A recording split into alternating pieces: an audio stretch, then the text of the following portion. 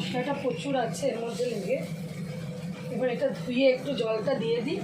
এই মশলাটা ওই মশলাটা দেবো।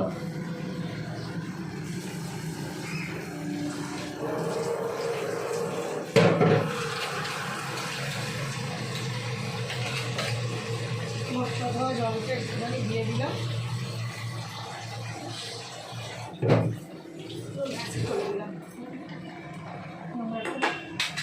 এদিকটা তুলিস না তাতে আমি পরিষ্কার দেখো। এবার আমি ব্যাপারটাকে নাড়ছি। একটু বাদে আমি এর মধ্যে দারুণ দেখতে হয়েছে এটা। একটু বাদে আমি এর মধ্যে টমেটো দেবো একটুখানি এরকম।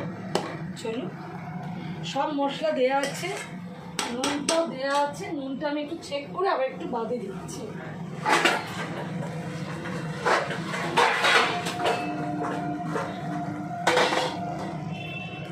একটু নুন লাগবে, নুন দিলাম। টমেটোটা একটু বাদে দেবো। একটু নাড়িয়ে বলো একটু ঢাকা দিয়ে আস্তে করে কিছুক্ষণ থাক, তখন আমি অন্য কাজটা সেরে নেব। এটা কষাটা হচ্ছে ঢাকা দিয়ে দিয়ে। এইবার আমি এর মধ্যে দেব টমেটো।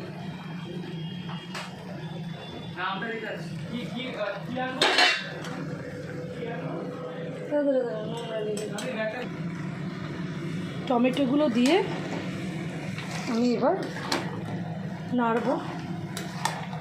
চিনি দেবো এবার। ঝাল আমার অলরেডি দেয়া আছে। শোন না।